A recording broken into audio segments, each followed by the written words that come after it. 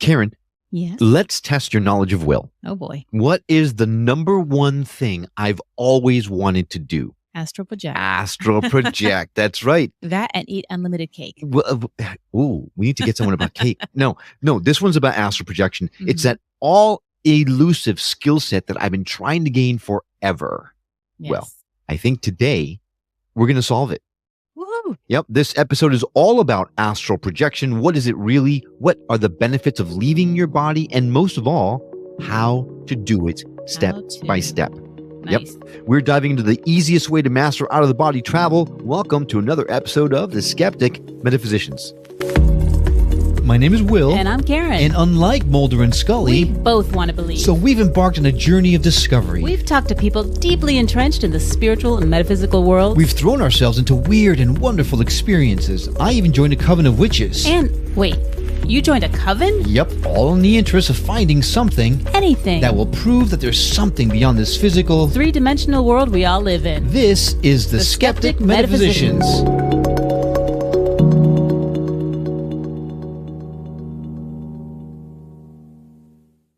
Hey everyone, I'm Will. And I'm Karen. We are your guides of this journey of discovery. Today we've got a special treat. Florentine Ionita is an astral projection teacher and explorer who has created the world's most complete astral projection program, the Astral Projection Accelerator Program. He's helped hundreds of students achieve out-of-body experiences with the help of this systematic training methodology, and I could not be more excited to talk to him today. Florentine, thanks for being on the show. Hello. Thank you for having me. So we've got a lot to talk about, and I know Karen's going to tell you that I can talk about this stuff forever. So I'm going to try to keep it as concise as I can and let you speak for a little bit. But first, let's set the table so that everyone is on the same page.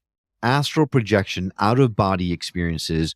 What exactly is it? There's a lot of misconceptions out there, right? So let's put some of those misconceptions to rest. Okay, great. So that's a good place to start because there is a lot of misconceptions. So the first one is the idea that we are leaving our bodies and that our body is going to be empty and that someone's going to take over the body maybe, or something's going to happen to the body. And there's a fear there, maybe that we're not able to come back if we travel somewhere. There's all this whole idea of separating from the body kind of thing. And although it feels like we are moving away from the body, that we're leaving the body in a strange way when we're doing it, I think the truth is more like we are not in our bodies in the first place. Our consciousness is not in our brain. Our consciousness is beyond this dimension in the first place. And it's projecting itself to our physical body to have a human experience. And then when we ask to project, it's basically our consciousness projecting itself somewhere else in a different reality. That will be what astral projection is. And so you can also be in multiple places at the same time. So you can be occupying your physical body while you're doing this practice, aware of the physical body. And at the same time, you can be aware of a complete different reality as well. You can have multiple parallel projections, so to speak. Okay, so if someone coming into this topic cold, you just dropped about 15 bombs Wow, that sounds exhausting. in less than 2 minutes. So let's take it back for a second. You mentioned that the consciousness does not reside in the body. Now you're talking, of course, about the theory that our consciousness is not developed by a brain, but rather it lives outside of our brain. And our brain is actually just a filter that allows us to live in this three-dimensional body. It's a super interesting thought, and one that I've talked about and thought about a lot, because the thought of projecting our consciousness into our bodies through the use of our brains is intriguing, and it opens up a lot of possibilities in the quantum realm. If this resonates with you, then this conversation is going to be an easy one for you. If it doesn't resonate with you, then we have got some work to do, first and foremost. So then you are also talked about being in multiple places at one time. At that point, now you're talking about the fact that we are an infinite being. Also, the quantum physics thought that there is no time, that all time is happening simultaneously. So that could be something along those lines. So trying to catch up those that aren't as versed in some of these concepts. If someone doesn't resonate with some of these concepts, for lack of a better word, is astral projection completely out of bounds for them? No. So there's like two different beliefs that you can have with this. You can believe that, like I was just like saying before, that consciousness is beyond the body, beyond the brain, and you can therefore travel to different realities that are outside of you. Or you can believe that consciousness is in your brain and that everything that's happening to you is always in your mind, in your imagination, that kind of stuff. And that's okay. You can have that belief and you can still astral project. You can still have these experiences, and then you can kind of make what you want out of it. You can believe that, oh, that was just some type of dream, or that was happening in my mind. It's okay. You can have that belief. And I think a lot of people do have that belief in the beginning. I think it's healthy to have the belief of maybe this is all just a illusion or a dream or imagination and whatever. And then you have that belief, you have that skeptic kind of mindset, but you still have an open mindset with that because you are willing to try this out for yourself. So you start with the practice, you start doing the actual work, and you start having experiences. And then through that journey of experience, you start to shift your belief system. You start to have experiences that maybe you won't be able to explain with that theory that it's all in your mind, because maybe you will have an experience where you see something outside of your room, maybe your neighbor's roof, that you have never seen before. And then you go out in the physical the next day, you check out the roof and you see actually the same thing. Things like this happen all the time, or that people go to people's houses and they overhear a conversation and they can come back and then recall exactly what happened and tell that friend, like, I saw you having this conversation with this person in these clothes. Is that true? Like, yes, that happened. And those are those kind of confirmations, personal confirmations that then take your experience, your perception of reality to another level where you start to expand what you believe is true about this reality and about yourself and about the universe. And it's kind of the whole purpose of this is to take you on that journey of truth, where you start to unravel more of what reality is and what you are and what is going on. And so it's totally okay to have that belief in the beginning that everything is that happening up here. It's totally okay. One of the main questions I get from people when it comes to this topic is why? Why would you do this? Why would you leave your body and go into different dimensions? And what's the point? Like, are you crazy? Like, so for you, and for you, you didn't actually ask me that question because it's so clear to you why. And I wanted to ask you why. Why do you want to astral project? Why do you think this is something that you would? That's a great question. For me, it's a way of validating that this stuff is all real. So in the show open, you'll hear we talk about the fact that we're like Mulder and Scully. We really want to believe, but I'm the kind of mindset that I have to feel it. I have to sense it, taste it, touch it, right? I've got to know it's real before I can just full on believe it. And I got that when I became a Reiki practitioner. I did feel these energies, which then led me to think, okay, if this is real, then there's bound to be other things out there that are real as well, but it's eluding me. So I figured if I can astral project, and if it's as real as you're saying, like as palpable as it's not a dream state kind of real, then that is going to prove without a shadow of a doubt for me that this stuff is real. So that's my why. That's why I've always wanted to astral project. So for you, is confirmation that this stuff is real. Correct. And it's very much the same for me. I'm very much like you. Like, I need to have the experience to believe something. I can't just like believe in everything. And that's kind of the whole purpose with astral projection specifically. It's like, don't believe what people tell you. Don't read books about all kinds of stuff. Go ahead and just have the experience yourself. Learn how to do it. Find out for yourself, because the difference between believing something and knowing something, experiencing something is massive. It's a completely different territory. It's one thing to believe that you might continue after physical death. There might be an afterlife. Your uncle that died might be somewhere out there, and knowing through experience. It's a very different state of mind. Right. So, think about how that would feel to have that knowing through your personal experience. It's a very different experience. And if someone wasn't motivated like I am about confirmation, I think you alluded to earlier that there are certain benefits to astral projection. Can you share some of those with us? Yes. So to me, astral projection is a tool for spiritual evolution. It's a tool to discover your spiritual essence. And I think when you are in the spiritual community, you learn about these different topics and you find out that, oh, you are not a physical body, human being. You're something more. You're something beyond this. The question comes up, like, what am I? What am I more than this? And how can I experience this? And this will be the way to experience this. And you can experience this stuff with psychedelics. You can take different substances, but that's a completely different thing. And it's usually maybe a bit more intense, and not many people are ready for that.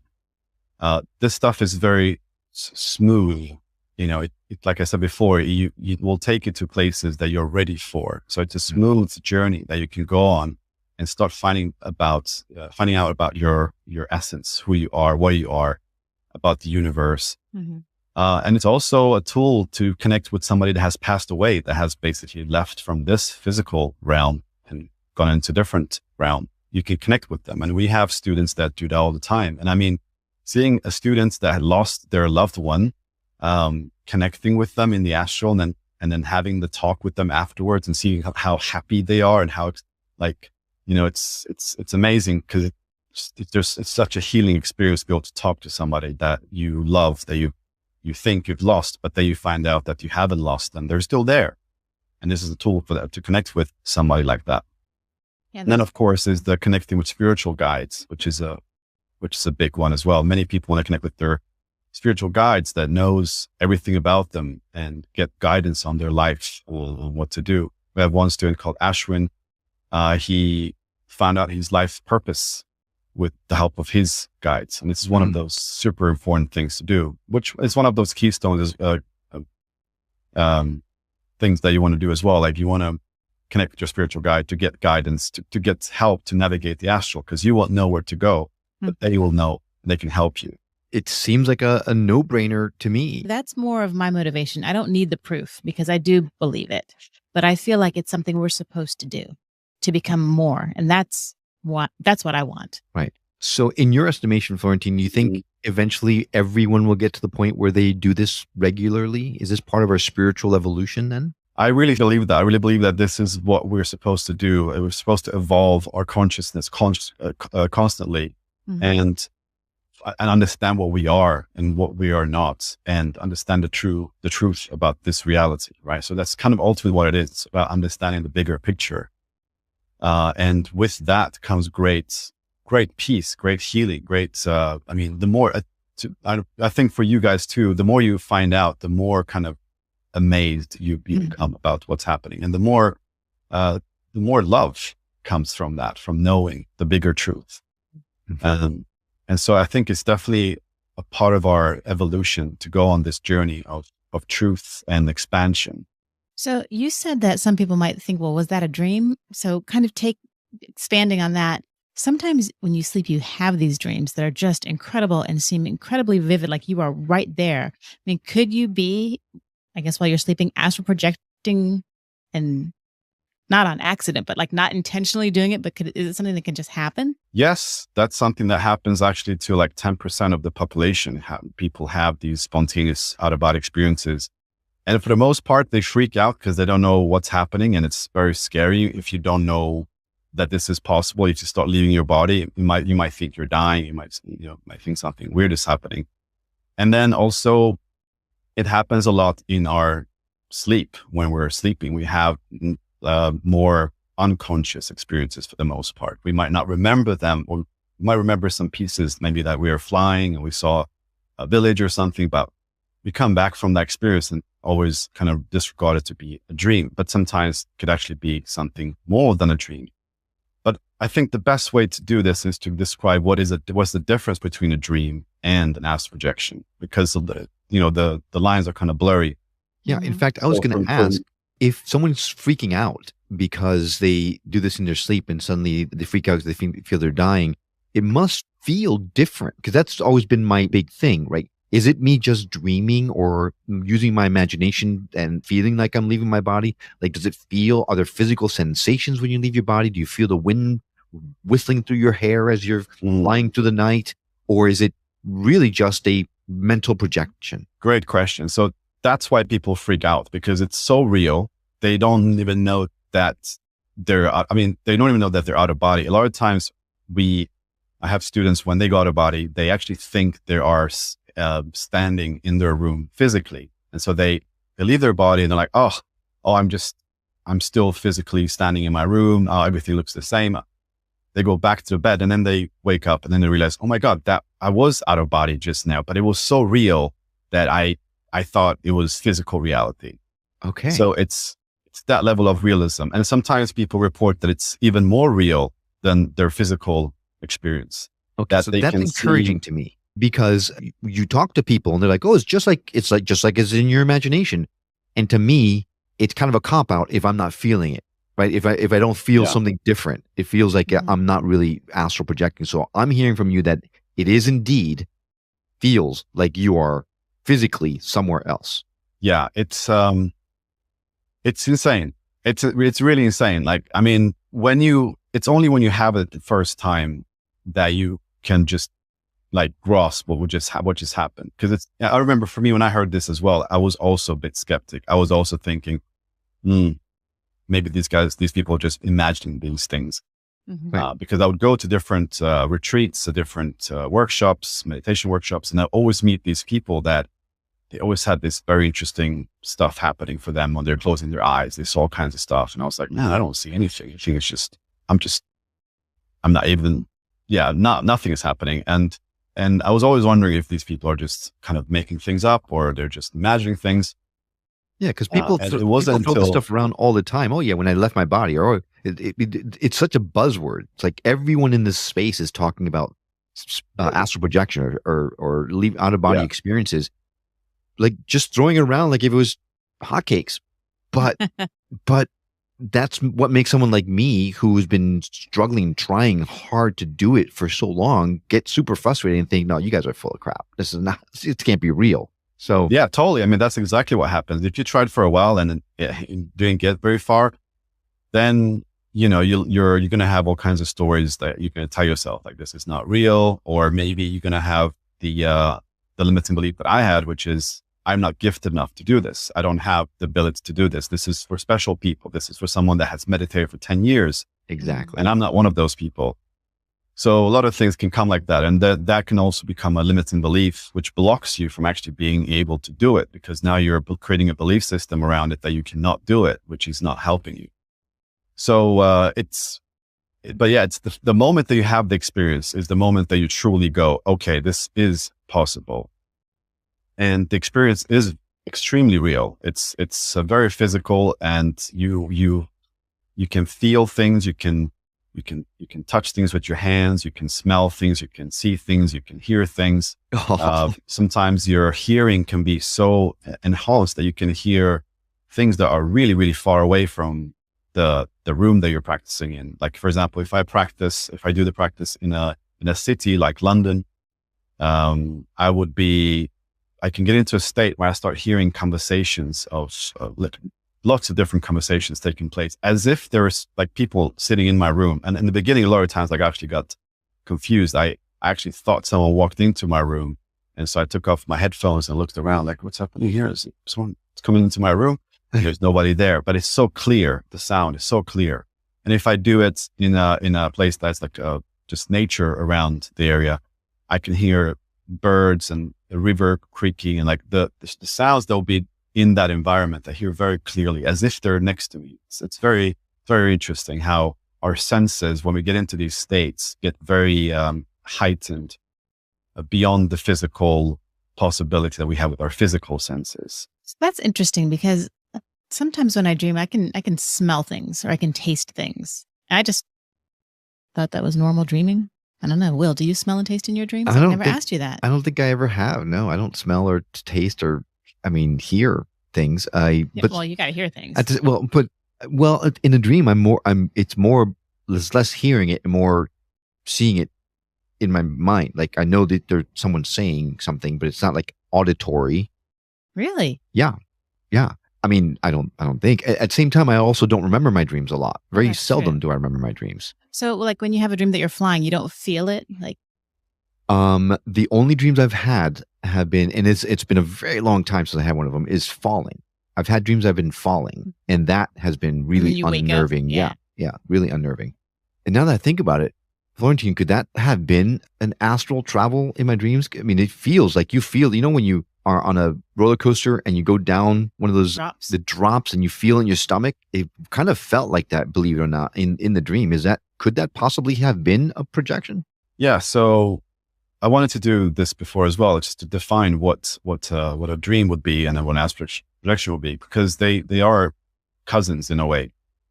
So the way I see it is that there are multiple dimensions, and they have different quality or different purpose as well. And so, to me, a dream is also a projection. Your consciousness is projecting itself into a reality, and you're now experiencing it as it is your only reality in that moment. But the dream space, this dimension of the dream, we call it the mental plane. It's kind of like it's a mixture of everything that everyone you meet. It's kind of your little simulated reality. You might see a picture and then you dream about that thing that was on that picture, and your thoughts are very much blended with that reality, and it's changing. It's very kind of liquidy. You can look at one direction, you see something, you look at the other one, then when you look back, that the whole scenery is now changed. Maybe to a door changes to a window. It's not very solid. And usually in a dream, you'll have your childhood friends, maybe your family, maybe lots of familiar characters might be in that experience. And then a lucid dream would just be the fact that you become lucid, you become aware in the dream that you are dreaming, and then you can just see it for what it is. You can see it. Oh, I'm in a dream now. I'm in a dream reality, a dream dimension. Now, an astral projection or an etheric projection, or there's this other dimension you go to. When you go to those places, they'll have different, completely different. There'll be a different environment. It will not be the environment of your own creation. There will be an environment where you're meeting more objective realities, places that exist, but on a different frequency of reality. And there, things usually are more solid. If you look, you see a building on the right, you look to the left, you look back, the building is still there. And you cannot just change the environment as you wish, like you can in a lucid dream, where you can kind of change colors of the walls, or you can, you kind of have this power over that experience, because it's your generated reality that you are experiencing, and you are also creating that reality, a lucid dream and a dream. But an astral projection, you're occupying a place that's occupied by other consciousness beings as well, and you cannot just change things as you want. Things are more solid. And a lot of times when you project yourself to these places, you end up on a street maybe that's just completely empty. There's nobody there. You have to kind of look around to find something to do. It can be a bit empty in the beginning until you find maybe someone to talk to, or until you figure out where you are. It's a bit like you're just being dropped in a different city, in a different world, or maybe in a forest, or there's countless places to go and visit. And you bring up a good point. All these places you go, we've heard that you can go to astral school. We've heard that you can talk to God. We've heard that you can see past loved ones. Is this just a traveling of the mind? Is it you can go anywhere, or these are actual physical places that you go to? Physical places, they're non-physical places that you go to. Maybe you can also go to physical places as well. There will just be a different shift of frequency. But for the most part, when we leave when we project our awareness out of our bodies, or in these different realms, the frequency that our consciousness is in that state is, it's usually a frequency that doesn't really, it's harder to be in a physical dimension. So it's harder for somebody to get into this physical realm with a non-physical body than there is for them to be in a non-physical realm. I see. So it's not like I can go visit my daughter at school in an astral form and just kind of sit and watch her in school, or yes? You can just saying that it's a bit more unnatural and a bit more difficult for you to do that versus to be in the astral, which is like completely your natural environment to be in when you are in this form, in this state of consciousness. So when you're in one of those environments, is everybody else in there also astral projecting? Yeah. So you might go, for the most part. Oh, this is a hard question because there's so many ways that this could take place. Leave it to Karen to ask the hard questions. Yeah, you could be, traveling out of body and visits. So I would say like this: some people naturally, as soon as they get out of body, they're like in their flats, they're in their house, they're like looking around, they're going through the wall, going out their neighborhood. They're seeing things in their physical reality very easily. They're like their energetic body has that frequency that it's kind of drawn to the physical a lot, and it's very easy for it to be there. While other explorers, when they go out of body, they always end up in a completely different reality. They're never in their surroundings, and it's kind of difficult for them to go to the physical world, so to speak. But you can go anywhere. Like, you can train yourself to go to different places, and we have the ability to do both. I think a good way to think about it, because we all have the internet nowadays, so we understand how there's different websites on the internet that you can access with your computer, and that there's a network that connects all of these websites. Now you can think about that in the same way with dimensions. You have multiple dimensions that there will be like same as a website. And then you have the network that connects the different websites, which is the quantum field, which connects all of these different dimensions. And then with your consciousness, you're able to travel to these different websites or dimensions. And there are countless of them. I mean, I don't know if we even know how many there are. There can be infinite amounts of different places to go to. And some of them are super evolved, they're in the future, they have like flying cars and technology we can't understand. And others might be super like primitive and haven't invented fire, and they're kind of, very confused, and there's everything. Yeah. There are so many questions. I mean, so many questions. We are just getting started. When we come back, we got to take a break. When we come back, we're going to start talking to Florentine about potential dangers with astral projection, and then get into the nitty of how to do it. So stay with us. When we come back, you're not going to want to miss the rest of this interview.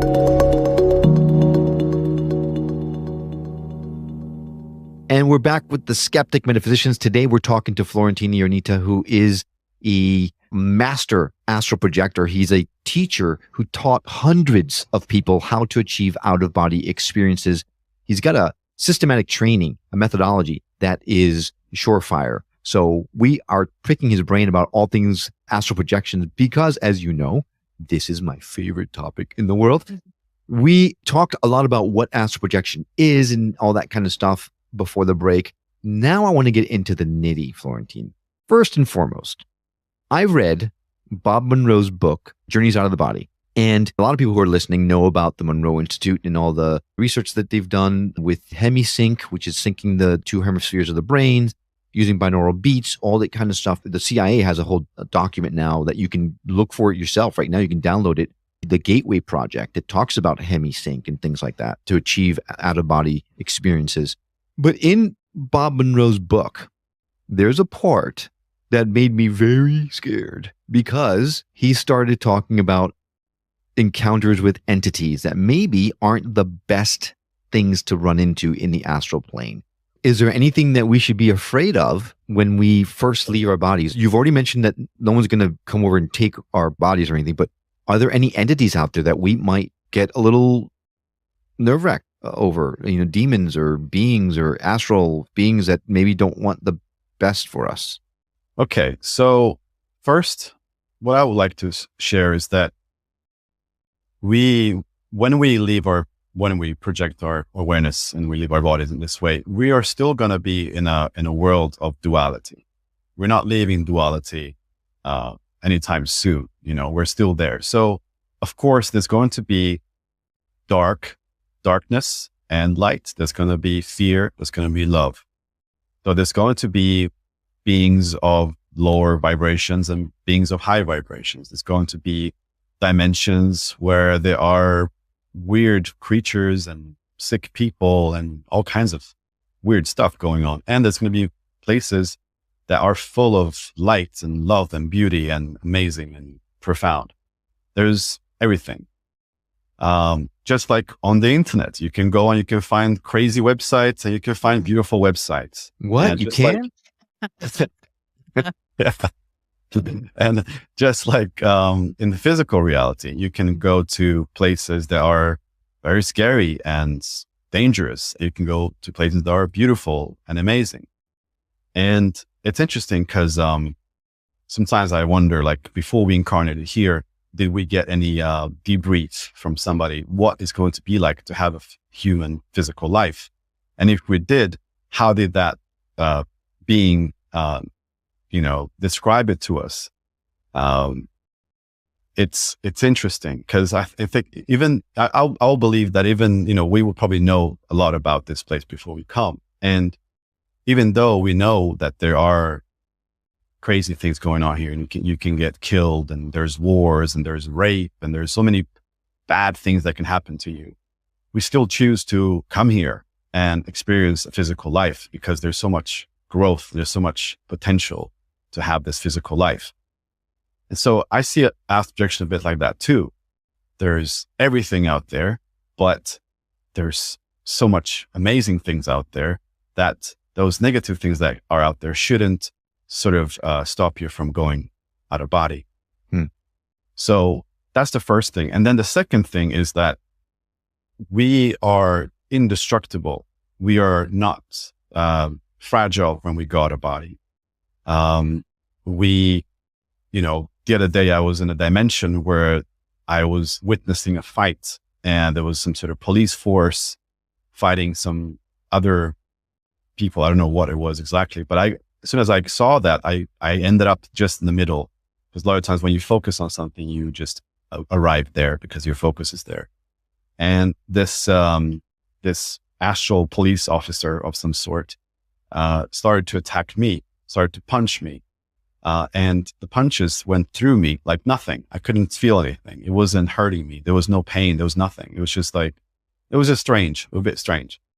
So I've had dreams where someone's fighting me and I either I don't feel it or I can't hit them. Right. But I've always known it was a dream. Now, what you talked about before the break, you said that it is a definite palpable difference from a dream. You were there, more real than real, almost, is what you said.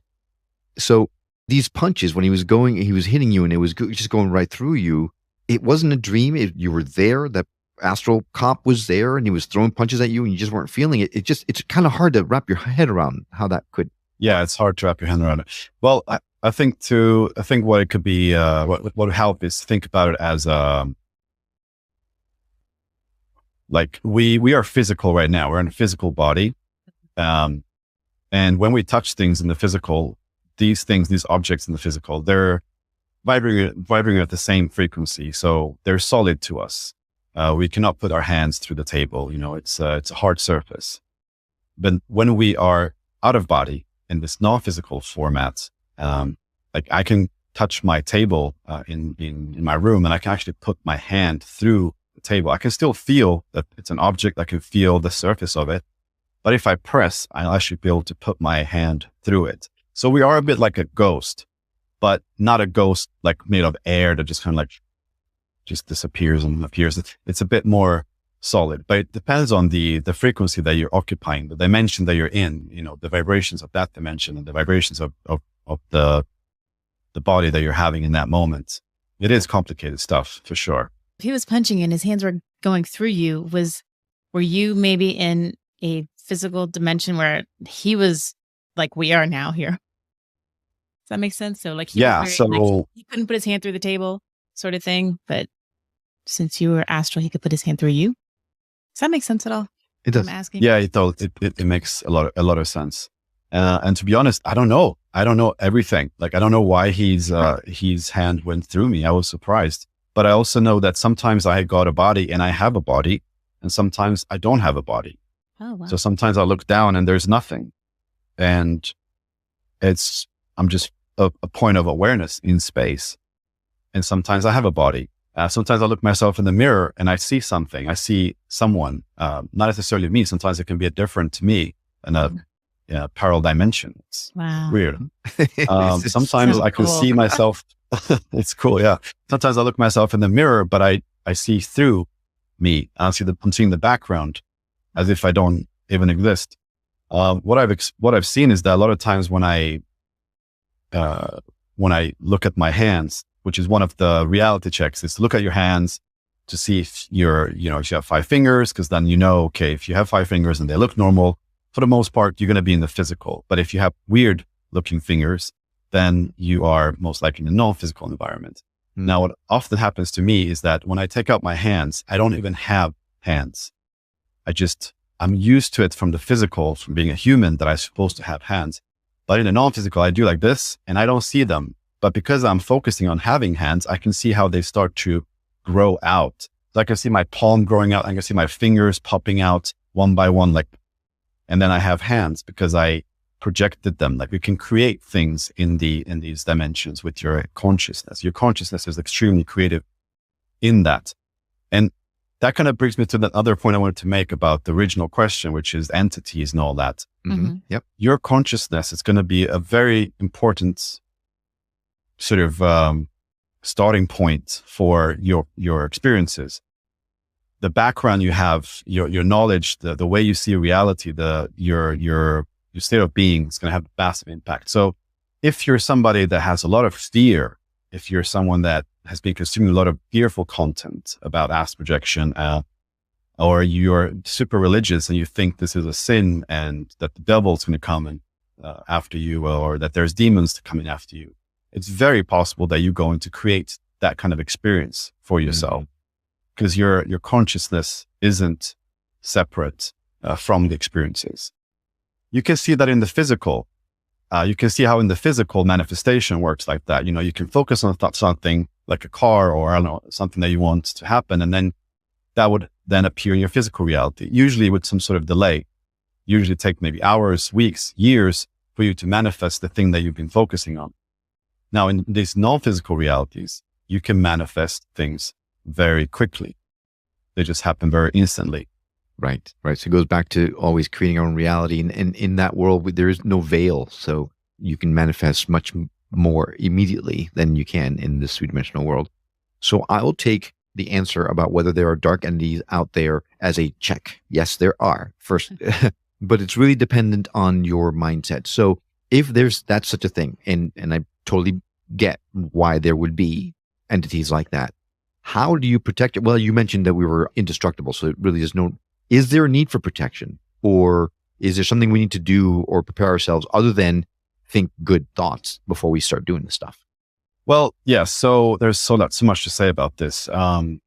So one of the things is that thinking good thoughts doesn't necessarily work, because you can think good thoughts on the surface, on the conscious level, but on the subconscious level, you might have a lot of fears and limiting beliefs and all kinds of stuff lingering there, which you might not know of, or you might know of if you kind of go deeper with yourself.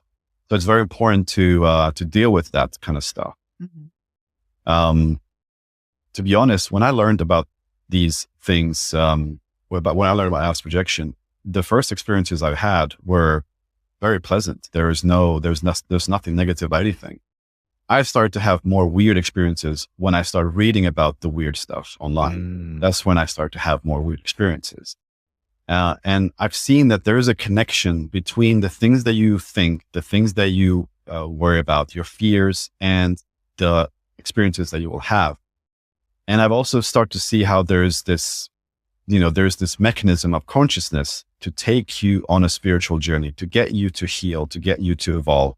And you know how consciousness works. Like, as soon as there is fear in your physical reality, then consciousness arranges itself so that you can face that fear, so that you can overcome that fear, so you can heal that fear. We are constantly taken on a journey of healing. And so it's the same in these other realms. If you have a bunch of fears or worries, you will be taken onto experiences that will challenge those fears and will essentially help you to it's that they're made so that you're supposed to overcome them. You're supposed to kind of look at them and kind of laugh at them.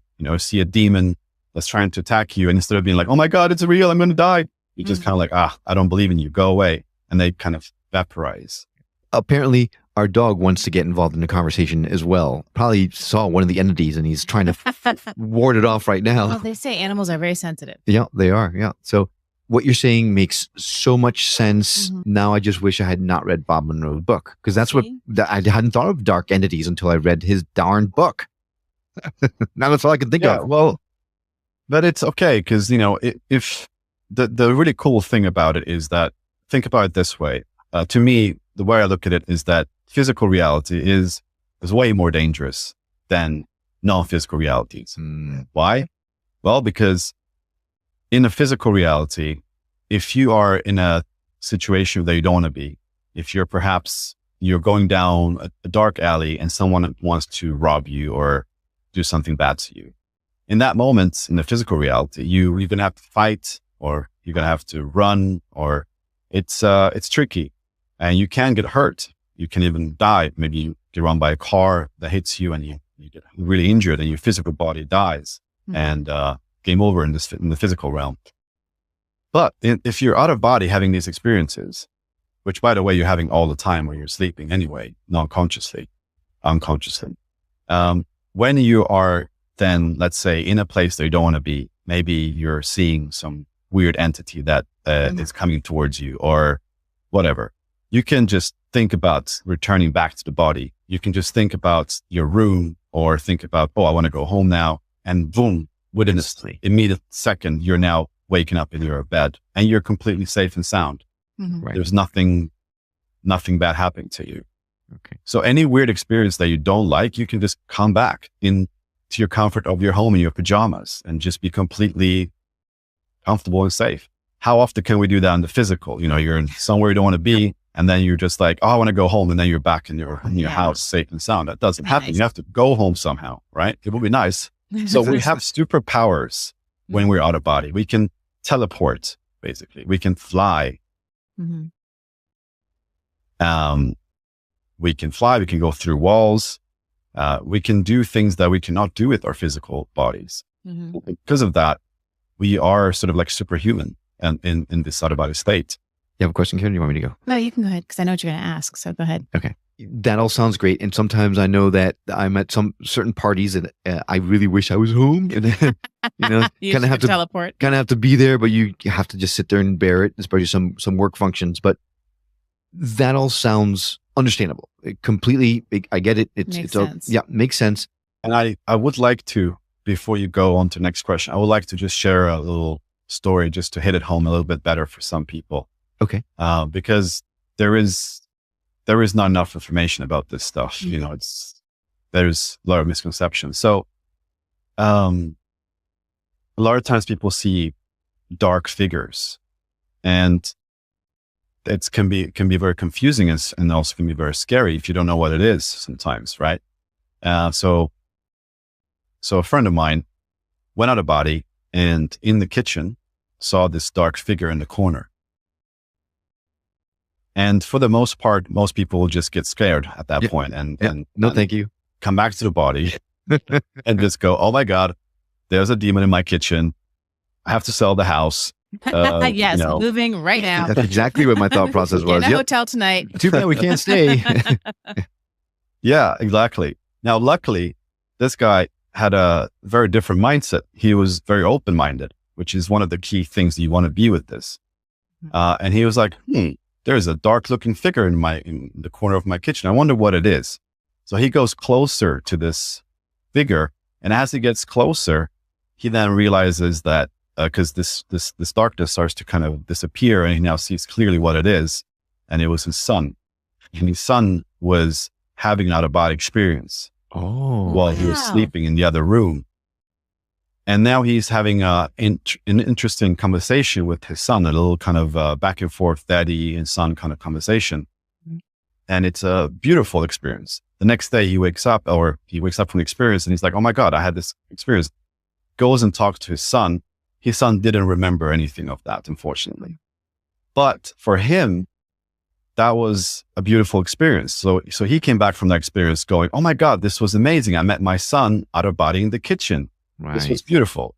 Mhm. And the only difference if you look at this, like the difference is what filters you put on to the experience. Do you go into fear straight away because you don't know what it is and you discard it as something scary? Or do you go into like open-mindedness and you kind of go and find out what it is? And this is what happens a lot of times as well, that people just kind of freak out and they run away and they report something negative. A lot of times there can be something completely different than you think. Right. So instead of going into it with fear, maybe your suggestion is to go into it with curiosity. Mm-hmm. That makes sense. Yes. Curiosity, open-mindedness, love. So one of the things that we do with our students is before the practice, well, in the practice, when they're starting the process, is to focus on filling themselves with love. So that raises their vibration to this frequency of love. And it's also one of the protective mechanisms that you can use when you're out. If you are experiencing like some sort of negative entity that you don't want to talk to, you can project your love out to that being or fill yourself with love. And for the most part, they will just dissolve. They'll just kind of disappear away. I love it. You're helping me to get over my fear. So maybe I can start doing this. This is good. And that's a great tip for anybody listening too. Mm. If they're kind of starting to explore a little bit, just, fill yourself with love. And besides feeling good, it'll protect you as well. All right, Florentine, let's get to the nitty of it. Now that we're getting closer to the end of the show, what's the best way for someone to experience something as miraculous as an out-of-body experience? What's the best way? Well, the best way I would say is to work with somebody that has done it and that can show you the way, because it is a confusing journey. And as you can tell by this just conversation, there's so many details to it. So if you're trying to figure this out on your own, you're most likely going to get stuck quite a few times on the journey. So it's really helpful to have somebody that you're going to be spending time with, asking your questions, doing the practice, and then asking more questions. And that back and forth is really, really key, because this is it's a very serious practice. You don't want to just like throw yourself in there without knowing what you're doing. You want to have somebody help you with that process. So that's what I would say. Now, are you looking for to know some techniques or some tricks like that? Or and I know that you teach a class on this. You've helped hundreds of people to achieve these results. And by the way, you're going to gain another student here shortly after the show. Oh, Karen. We're going to add the links to your program directly on the show notes. So if you're interested, just go to skepticmetaphysician.com, go to his episode page. You'll see the link there directly laid in for you. So it's easy for you to access it. But if someone wasn't ready to reach out to you to talk to you about getting into your program, is there anything that you can provide, any tips on how to prepare themselves for doing something like this, or even maybe achieving a small modicum of success with it before reaching out to you? So I would say before reaching out to me, there's nothing you have to do, because we work on everything from the beginning with the program that I've created. Because that was the whole idea. It was like, okay, I've discovered something amazing. I want to share this with the world. People don't believe me when I tell them about this. So the only way to share with them is to make them have the experience themselves by teaching them how to do it from the beginning. So I knew that I wasn't the gifted person when I started this. I wasn't a master meditator. And I know that the people I'm going to teach, or the way I thought about it, was that I want to teach someone like me that is not a gifted, superhero at this stuff, doesn't meditate for years. So how do I help that person from step one? What do they have to do? So we covered all of that with the program. And there's nothing you really have to do before that. In the program, we work on, in the beginning, we talk about what it is that you're going to do, how this stuff works, what to expect. And we talk about the mindset. We talk about different blockages they might have. And we work with healers and hypnotherapists to help you overcome some blockages that you might have. Like if you have a fear of going out of body, we need to work on that. You can't have that fear and practice it, because it's not going to work. You're going to stop yourself. Like your subconscious knows when you're ready for these different steps. And that's another thing that I didn't mention before, but it's almost like there is a safety mechanism built in place the whole time. You will not be taken too far if you're not ready for it. You'll only be taken to as far as you're ready. So a lot of times people might have even fear to get out of body in the first place. And so if you have that fear, when you're in that state and you started to get close, you'll then feel fearful, and then it will stop. So you won't be able to get out if you have that fear. So then we incorporated, a solution to that, which is working with the therapist to help you overcome those fears so that you then can feel relaxed. And so you can get into this state. And then the program continues with videos on teaching you the 3 main methods of how to get out of body. The first method is a way to do it through dreaming, to become conscious that you're dreaming, and then you can transition from a dream into an astral projection. The second one is one of the more powerful one, which is when you're going to sleep, there is a special soundtrack that I've created that wakes you up just enough so that you can perform some sort of techniques that can then take you out of body from sleep, from waking up from sleep. And then the third one is, of course, through deep meditation, where you meditate yourself into this very, very deep state where you then can get out of body. So we teach all of these different methods, and we teach that with videos, and we have soundtracks, special soundtrack for each method. And then we have the coaching, of course, which is so key, because that's where you can ask questions, personal questions about your situation, how you are doing the practice, and how you have to change the practice so that it's more successful for you.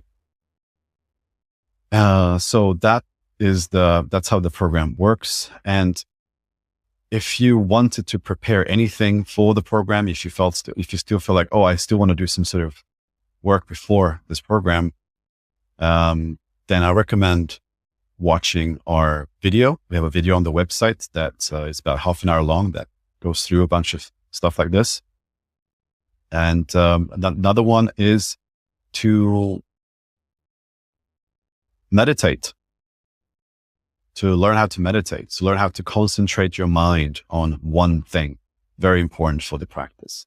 That's how we get more control over where we go and what we do. Great. Those are good starting points. Right. So the very best way to learn how to astral project is to reach out to Florentin Ionita and join his accelerator program, because he's going to walk you through, he's going to hold your hand, walk you through every step of the process safely. So people like me who are afraid of encountering entities or dark entities or beings that maybe don't want me out there, you can help us through it. So that's great. All right. I'm sold. You sold me. I'm on board. But we're going to add direct links to that program in our show notes, like I mentioned earlier. We're also going to add links to your social media so people can reach out to you if they're so inclined. Go to skepticmetaphysician.com so you can connect with Florentin directly. If you have any questions about astral projection, he's the man to go to. You can certainly come to us, but we're not going to be able to answer them. So we'll tell you where to go. Yes. Or who to go to. In a good way. In a good way. Yeah, we're not going to say. Let me tell you where to go. And we'll tell you where to find some answers. That's right. That's right. All right, Florentin, it's been an absolute pleasure. Thank you so much for coming on the show and sharing your wisdom with us. Thank you. Thank you so much for having me. And looking forward to see you in the astral soon. Sounds good to me. Yeah, awesome. We'll have a party. Thanks for coming along on this journey of discovery with us. We'd love to continue our conversation with you on our website at skepticmetaphysician.com or on Facebook and Instagram under Skeptic Metaphysician Podcast. If you know someone who would benefit from hearing the messages we're sharing on the show, do them and us a favor and share the show with them. It will help get the word out about us, and it may just change someone's life for the better. And if you're listening to this on the radio and you missed something, well, not to worry. All of our shows, including this one, can be found at skepticmetaphysician.com, where you can also watch the videos or even send us an email or voicemail directly from the site. We absolutely love feedback and would appreciate hearing from you. Well, I hope you've enjoyed this episode as much as we have. That's all for now. We'll see you on the next episode of The Skeptic Metaphysicians. Until then, take care.